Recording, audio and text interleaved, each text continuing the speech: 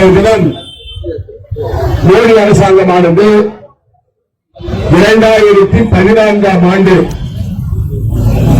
சுப்பிரமணியன் சாமி அவர்களால் டெல்லி குற்றவியல் நீதிமன்றத்தில் அன்னை சோனியா காந்தி அவர்கள் மீதும் தலைவர் ராகுல் காந்தி அவர்கள் மீதும் நேஷனல் ஹெரால்ட் வழக்கில் அவர்கள் தவறு செய்துவிட்டார்கள், அவர்கள் மீது கிரிமினல் நடவடிக்கை எடுக்க வேண்டும் என்று அவர் தாக்கல் செய்த மனு விசாரணைக்கு வந்து டெல்லி உயர்நீதிமன்றத்தில் ரத்து செய்யப்பட்டது.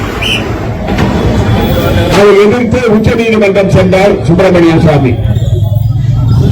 உச்ச நீதிமன்றத்தில் அது விசாரணை செய்ய வேண்டும் என்று உத்தரவிட்டார்கள்.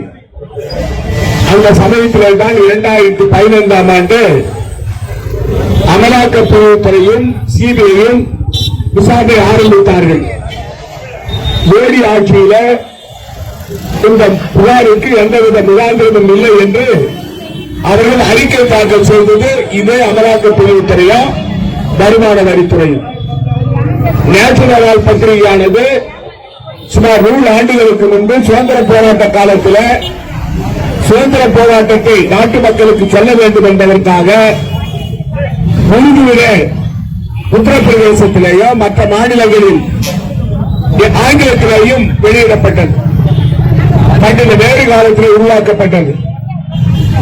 அந்த பத்திரிகையில 500 பேர்கள் சாய்கள் எல்லாம் ஒன்றாக சேர்ந்து அந்த பத்திரிகை ஆரம்பித்தார்கள். அதில் அதிக பங்குதாரராக இருந்தவர் பண்டித நேரு அவர்கள். தொடர்ந்து அவர்கள் நடத்தி வந்த காலத்தில் நஷ்டம் ஏற்பட்டதனால அதில் ஈடுகட்டுவதற்காக யங் இந்தியா என்ற நிறுவனத்திலிருந்து அவர்கள் பணம் வாங்கி அந்த அவருடைய ஷேர்களை எல்லாம் விட்டார்கள். அந்த பணிபுரிவர்களுக்கு சம்பளம் கொடுத்தவர் கூட அவர்கள பணம் இல்லை.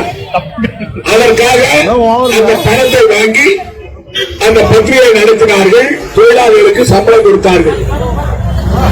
அதை ஒரு குற்றம் என்று சொல்லி இதில் அந்நிய செலாவணி பிரச்சனை வந்திருக்கிறது, இதிலே பணம் கையாளல் செய்யப்பட்டிருக்கிறது என்று ஒரு பொய்யான வழக்கை கொண்டு 2022ஆம் ஆண்டிலிருந்து தொடர்ந்து அமலாக்க பிரிவுத்துறையானது அன்னை சோனியா காந்தி அவர்களை 3 முறை ஒவ்வொரு தடவையும் அமலாக்க பிரிவுத்துறை அலுவலகத்துக்கு 6 மணி நேரம் 7 மணி நேரம் அவர்களை அழைச்சி விசாரிக்கிறது.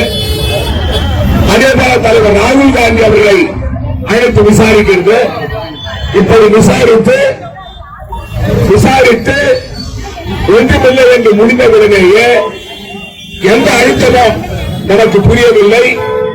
மோடி அரசாங்கம் பழிவாங்க நடவடிக்கையோடு காங்கிரஸ் கட்சியுடைய உயிரோட்டமாக, காங்கிரஸ் கட்சியுடைய தூணாக, காங்கிரஸ் கட்சியை தூக்கி பிடிக்கின்ற தலைவர்கள் அன்னை சோனியா காந்தி அவர்கள், தலைவர் ராகுல் காந்தி அவர்கள் மீது களங்கம் விளைவித்தால் காங்கிரஸ் கட்சி அழைத்து விடலாம் என்ற எண்ணத்தில் மோடி அரசாங்கம் இந்த பொய் வழக்கை போட்டிருக்கிறது.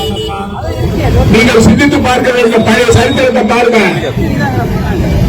அந்த இந்திரா காந்தி அவர்கள் மீது ராய் நாராயணனை வைத்து பொய் வழக்கு போட்டு அவருடைய பாராளுமன்ற பதவியில் பொறித்தார்கள். அந்த இந்திரா காந்தி அவர்கள் ஓய்வுட்ட பீடுவார் என்று அவர் மீது வழக்கு போட்டார்கள். இது சரித்திரம்.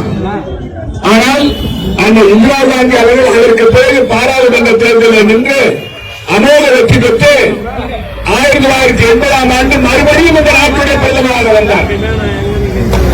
அடுத்து தலைவர் ராஜீவ் காந்தி அவருடைய பெயருக்கு களங்கம் விளைவிக்கணும். அதற்காக போபோர்ஸ் என்ற வழக்கை தாக்கல் செய்து அந்த போபோர்ஸ் வழக்கு மூலமாக அவரை களங்கப்படுத்த வேண்டும் என்று திட்டமிட்டு பாரதிய ஜனதா கட்சியும் பல கட்சிகளை ஒருங்கிணைந்து சென்ற சதியின் காரணமாக விசாரணை வைத்து அதற்கு பிறகு அந்த விசாரணையில ராகுல் காந்திக்கும் போபோர்ஸுக்கும் சம்பந்தம் இல்லை என்று தீர்ப்பு வழங்கப்பட்டது. அவர் இறந்த பிறகு தீர்ப்பு வழங்கப்பட்டது. தலைவர் ராகுல் காந்தி மீது திட்டமிட்டு பல நீதிமன்றங்களிலே RSS அவர் அசிங்கப்படுத்தினார், RSS இழிவுபடுத்தினார். ராகுல் காந்தி அவர்கள் இந்திய குடியுரிமை பெற்றவர் அல்ல, ராகுல் காந்தி அவர்கள் இங்கிலாந்தை சேர்ந்தவர் என்றெல்லாம் பொய் அழைக்க போட்டார்கள். இதை எல்லாவற்றையும் அவர் பாராளுமன்ற உறுப்பினர் பதவியை பறிக்கிற வேலையில ராகுல் காந்தி அவர்கள் மீது குஜராத் மாநிலத்தை வழக்கு போட்டு அவருடைய பதவி பறிக்கப்பட்டது. பாராளுமன்ற உறுப்பினர் பதவி பறிக்கப்பட்டது. உங்களுக்கு எல்லாம் தெரியும். அதற்கு பிறகு உச்சநீதிமன்றத்திற்கு சென்று உச்சநீதிமன்றமானது ராகுல் காந்தி மீது தவறு இல்லை என்று சொல்லி உச்சநீதிமன்றம் அவரை மறுபடியும் பாராளுமன்ற உறுப்பினராக ஆக்கியது. இதை நான் சொல்வதற்கு காரணம், திட்டமிட்டு காந்தி குடும்பத்தை, நேரு குடும்பத்தை பழிவாங்குகின்ற வேலையை நரேந்திர மோடியும் அமித்ஷாவும் RSS இயக்கமும் செய்து வருகிறார்கள். அதற்கு முக்கியமான காரணம் என்ன? அன்னை சோனியா காந்தி அவர்கள், தலைவர் ராகுல் காந்தி அவர்களும், மல்லிகார்ஜுன் கார்கே அவர்களும் காங்கிரஸ் பேர் இயக்கத்தை தூக்கி நிறுத்தி இருக்கிறார்கள். காங்கிரஸ் பேர் இயக்கத்தை உயிரோட்டமாக வைத்திருக்கிறார்கள். அதை முறியடிக்க வேண்டாம். அதாவது ஆடி வேலை புடுங்கினா மர செத்துடும். இந்த ஆடி வேலை புடுங்கின்ற வேலையை அவர்கள் பார்க்கிறார்கள். இதெல்லாம் எதிராது. இந்திரா காந்திக்கு செஞ்சாங்க, ராஜீவ் காந்திக்கு செஞ்சாங்க, மறுபடியும் நம்ம ஆட்சிக்கு வந்தோம். இந்திரா காந்திக்கு செஞ்சாங்க, அதுக்கு பேர் இந்திரா காந்தி ஆட்சிக்கு வந்தாங்க. தலைவர் ராகுல் காந்தி அவர்கள் மீது இந்த போன்ற வழக்கானது திட்டமிட்டு பழிவாங்குகிற நோக்கத்தோடு செய்யப்படுகின்றது. பாரதிய ஜனதா ஆட்சியில் நடக்கலையா? பணப்பரிமாற்றம் நடக்கலையா? அந்நிய செலாவணி முதலீடு ரகசியமா பாரதிய ஜனதா கட்சியை சேர்ந்த முதலமைச்சர்கள் செய்யலையா? அசாம் மாநில முதலமைச்சர் மீது வழக்கு, ஹேமந்த பிஸ்வால் மீது வழக்கு. எடியூரப்பா முதலமைச்சராக இருக்கும்போது அவர் மீது ஊழல் குற்றச்சாட்டு வழக்கு. அந்த வழக்கு நிலுவையில் இருக்கு. ஜெயிலுக்கு போனாரு நம்ம ஆட்சி காலத்தில். அதுக்கு பிறகு பொம்மை பேர்ல பொம்மை முதலமைச்சராக இருக்கும்போது 40% கமிஷன் பொதுப்பணித்துறை எந்த சொல்லி விசாரணை நடக்குது. அது மட்டும் இல்ல, மத்திய அமைச்சர்கள் மீது வழக்கு. அமலாக்க பிரிவுகளை போகுதா, வருமான வரித்துறை போகுதா, அல்லது CBI போகுதா? அதாவது பாரதிய ஜனதா கட்சி ஆளுகின்ற மாநிலங்கள்ல எந்த ஊழல் குற்றச்சாட்டுனாலும், அவங்க கூட்டணி கட்சியில ஊழல் குற்றச்சாட்டுனாலும் மோடி அரசாங்கம் கண்ணை மூடிக்கொண்டிருக்கிறார். உங்களுக்கு தெரியும், அஜித் பவார் சரத் பவாருடைய அண்ணன் புள்ள, அவரு அந்த கட்சியை வடிச்சார். வடிச்சுட்டு பாரதிய ஜனதா கூட்டணி சேர்ந்தார். அதுக்கு முன்ன அவர் பேர்ல 1000 கோடி ரூபாய் அதை கூட்டுறதுல கையாடல் செய்தார் என்று அவர் மீது அமலாக்க பிரிவுத்துறையும் CBI வழக்கு பதிவு செஞ்சாங்க. விசாரணை நடக்குது. பாரதிய ஜனதா கூட்டணி சேர்ந்தாரு. அந்த வழக்கை மோடி மறுச்சு அந்த வழக்கு முடிஞ்சு போச்சு. மோடி ஊழலை ஒழிக்கிறவங்க, மோடி அந்த அரசுடைய இயந்திரங்களை அமலாக்க பிரிவுத்துறை இருந்தாலும் சரி, வருமான வரித்துறையாக இருந்தாலும் சரி, அல்லது CBI இருந்தாலும் சரி, தங்களுடைய கைப்பாவையாக வைத்துக் கொண்டு அரசியல் எதிரிகளை, அரசியல் எதிர்கட்சி ஆளுகின்ற மாநிலங்களை திட்டமிட்டு குறியிட்டு அவர்களை துன்புறுத்துகிற வேலை, பொய் வழக்கு போடுகின்ற வேலை, சிறைக்கு அனுப்புகின்ற வேலையெல்லாம் செய்து வர அரவிந்த் கெஜ்ரிவால் போது வழக்கு போட்டாங்க. மம்தா பானர்ஜி அம்மாவுடைய அண்ணன் பையன் பேர்ல பொய் வழக்கு போட்டாங்க.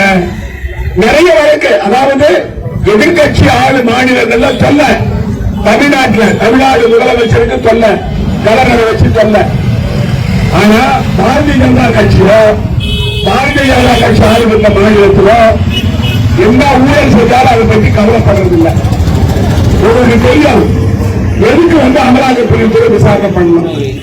அமலாக்க பிரிவுத்துறை சட்டப்பூர்வமாக இல்லாத பண பரிவர்த்தனை, இல்லைன்னா வெளிநாடுல இருந்து இங்க இருந்து வெளிநாடுக்கு பணத்தை ரகசியமானப்பட்டு அங்கிருந்து இங்க கொண்டு வரும். எவ்வளவு மத்திய அமைச்சர்கள், எவ்வளவு பாரதிய ஜனதா முதலமைச்சர்கள் வெளிநாட்டுல பணம் வச்சுக்கிறாங்க. மோடி சொன்னாரு, எல்லா வெளிநாட்டுகிற பணத்தை கொண்டு வரும் சொன்னார். என்ன ஆச்சு? ஒன்றும் நடக்கல. அதனால இந்த மேற்காடு வழக்கு பழிவாங்கும் நடவடிக்கை. தலைவர் ராகுல் காந்தி அவர்களையும் அன்னை சோனியா காந்தி அவர்களையும் அவர்கள் மீது களங்கம் விளைவித்தால் காங்கிரஸ் கட்சியை பலவீனப்படுத்தலாம் என்ற நோக்கத்தோடு இதை மோடி அரசாங்கம் செய்கிறது. இந்த நேரத்தில் அந்த தலைவர்களுக்கு நாம் கை கொடுக்க வேண்டும். அந்த சோனியா காந்தி அவர்களும் தலைவர் ராகுல் காந்தி அவர்களும் அந்த வழக்கிலிருந்து கண்டிப்பாக இந்த பொய் வழக்கிலிருந்து வெளியிலே வருவார்கள். அதற்கு காங்கிரஸ் கட்சியானது அவர்களோடு தோளோடு தோல் நிற்க வேண்டும் என்று நான் உங்களை கேட்டுக்கொள்கிறேன். புதுச்சேரியில் ஒரு ஆட்சி இருக்குது, என்னாக்காலம் பாஜக ஆட்சி. தினந்தோறும் ஊழல், எல்லா துறையும் ஊழல். பொதுப்பணித்துறையில தலைமை பொறியாளர் கைது செய்யப்பட்டு சிறையில் அடைக்கப்பட்டிருக்கிறார். அது மட்டும் இல்ல, அமைச்சர்கள் ஊழல், முதலமைச்சர் ஊழல், அதிகாரிகள் ஊழல், அதாவது பத்திரப்பதிவு துறையில ஊழல், பட்டா வழங்குகிற ஊழல், குடும்பத்துறையில் குடும்பப்பணித்துறையில ஊழல், அது மட்டும் இல்ல சமூக நலத்துறையில ஊழல், ஆழ்வார் நலத்துறையில ஊழல், கால்நடைத்துறையில ஊழல், இதை விட ரிஷபால் கொடுத்தால ஊழல், மதுபான தொழிற்சாலை கொடுத்த ஊழல், இதையெல்லாம் நம்ம சொல்றோம். தொடர்ந்து ஆளுநருக்கு துறையில் ஆளுநர் கடிதம் கொடுக்கிறோம். அதாவது மக்கள் மத்தியில சொல்றோம். ஆனா எந்த முதலமைச்சரும் அமைச்சர்களும் பதில் சொல்றதில்லை. நீங்க உங்க பேர்ல ஊழல் குற்றச்சாட்டு சொன்னா தமிழ்நாட்டில் சொன்னா அடுத்த நிமிஷம் முதலமைச்சர் இருந்து அறிக்கை வரும், அமைச்சர்கள் அறிக்கை வரும். ஆனா நம்ம புதுச்சேரியை பொறுத்த வரைக்கும் இந்த ஊழல தலைப்பிருக்கிற அந்த முதலமைச்சர் அமைச்சர்களும் மாயக்கரமா மாற்றிக்கொள்வதற்காக வாயே திறக்கவில்லை. யாராவது பேசலாம், முதலமைச்சர் யாரும் இங்க பேசக்கூடாது. அவர்கள் காங்கிரஸ் கட்சியோடு நான் சொல்லிட்டு போகிறோம். நம்ம அதை பத்தி கவலைப்படாதீங்க. அடிக்கிற கொண்டே நம்ம அடிச்சுட்டு இருப்போம். குறுகிய காலமா இருக்குது, இன்னும் 6 மாசம். இந்த 6 மாசத்துல ஒட்டுமொத்தமா கொள்ள அடிச்சுட்டு பாண்டிச்சேரியில கவர்னாவது ஆடி போயிட்டு போயின்னு முடிவு. அதனால இந்த ஆட்சி புதுச்சேரி மாநிலத்தில் நான் மோடி அவர்களை கேட்டுக் கொள்றேன். ஒரு நேச்சரலான பத்திரிகை சம்பந்தமா இவ்வளவு உங்களுக்கு அக்கறை இருக்குங்க. சோனியா காந்தி அம்மா பேர்ல வழக்கு போடுறீங்க, தலைவர் ராகுல் காந்தி பேர்ல வழக்கு போடுறீங்க. நீங்களே ரங்கசாமி கூட பேர்ல வழக்கு போடல, ஏன் அமித்ஷா பேர்ல வழக்கு போடல, ஏன் லட்சுமி நாராயணன் பேர்ல வழக்கு போடல? அதாவது பாரபட்சமா ஏன் நடக்கிறீங்க? ஊழல் எல்லா ஊழல் தான். ஊழல் செய்தவர்களை பாரதிய ஜனதா கட்சியை சேர்ந்த ஊழல் செஞ்சா அவங்க புரியலானவர்கள், காங்கிரஸ் கட்சியில அதெல்லாம் செய்யாதவங்க குற்றவாளிகள். ஆகவேதான் இந்த மிக எழுச்சியோடு இந்த ஆர்ப்பாட்டத்தை புதிய காலத்தில் மரியாதைக்குரிய தலைவர் வைத்திலிங்க அவர்கள் தலைமையில மிக சிறப்பாக கலந்து கொண்டு கலந்து கொண்டு எழுச்சியோடு கலந்து கொண்டிருக்கிற அனைவருக்கும் இருவரும் கூப்பியது மனதார்ந்த அங்கீகரிக்க நன்றி.